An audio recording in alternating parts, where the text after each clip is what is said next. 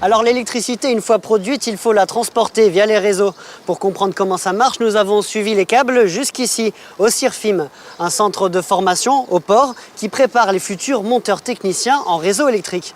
Un métier, vous allez le voir, qui nécessite de ne pas avoir le vertige.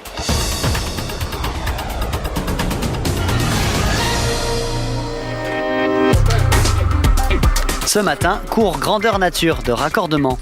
Les stagiaires travaillent dans les conditions du réel, en hauteur et sur des câbles sous tension. Alors leurs gestes sont précis et décortiqués par leur professeur.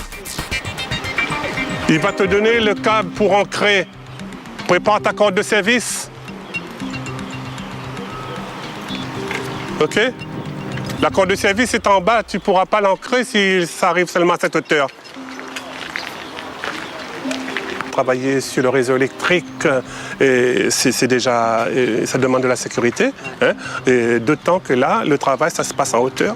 Donc, sécurité de travaux en hauteur, sécurité pour les travaux sous tension en complément. Donc, oui, il y a un ensemble de sécurité qui ne doit pas être négligé dans ce cadre-là. Gants et combinaisons isolants, visières, matériel d'assurage. Les 16 stagiaires apprennent à utiliser l'équipement, mais aussi les techniques de sécurité.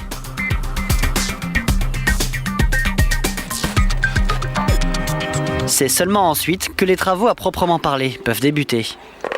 En fait, on est en train de faire une prise en tension mécanique le câble pour aller en fait alimenter un client, une descente au mur.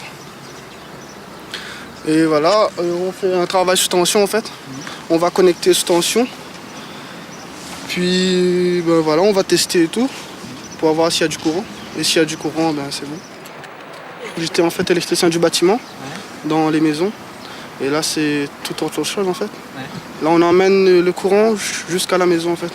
Et après c'est l'électricien de la maison qui fait le courant. Mais c'est un univers différent.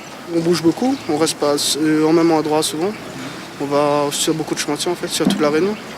C'est ça qui est bien aussi en fait, de ne pas rester au même endroit tout le temps. Le CIRFIM est le seul centre habilité pour proposer des formations sous tension. Vous allez aller jusqu'au bout, commencer à faire le raccordement là-haut. Okay. D'accord, hein? Un raccordement sous tension. Okay. Qui c'est qui va aller là-haut là? C'est toujours toi? C'est bon, allez, ben, remets-toi en place.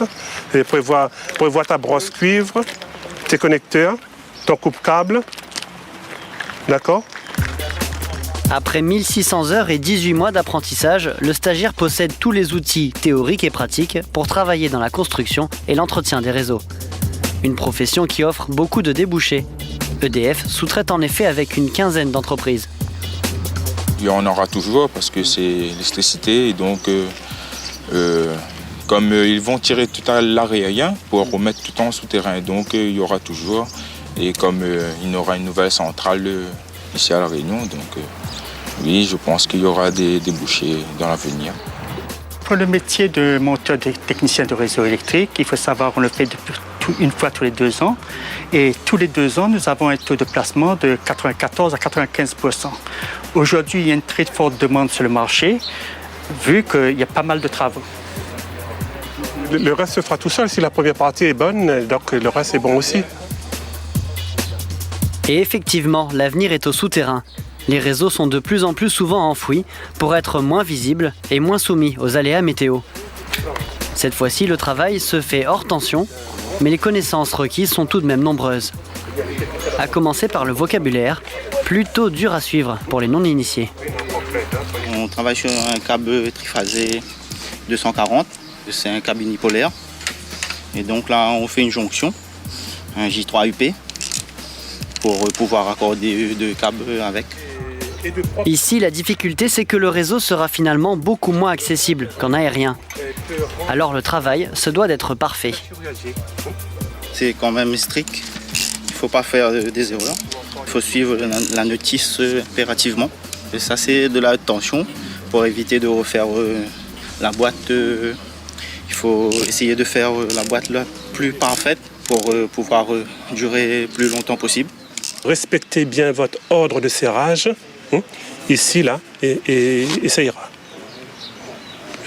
Donc vous allez faire du 240, maintenir la pression et serrer uniquement avec ça. Et lorsque vous êtes avec le 150 et 95, vous voyez qu'on utilise un autre outil. Vu ? C'est important tout ça. La formation prévoit également près de 900 heures en entreprise. Ainsi, chaque module acquis au centre est rapidement mis en pratique. À partir d'un certain niveau de formation, donc par rapport au programme proposé, donc ils doivent aller se vendre à l'entreprise pour faire une partie en entreprise. D'accord ? Donc ils partent en entreprise avec un minimum de connaissances, l'habilitation minimale. Donc ils peuvent voir un petit peu par rapport à ce qu'ils ont appris ici, ce qui se fait en réel en entreprise. Ensuite ils reviennent et on continue notre progression comme ça. Cette formation de la Chambre de commerce et d'industrie est financée par l'Europe et la région, ce qui permet aux stagiaires d'être rémunérés. Mais le CIRFIM assure également d'autres stages.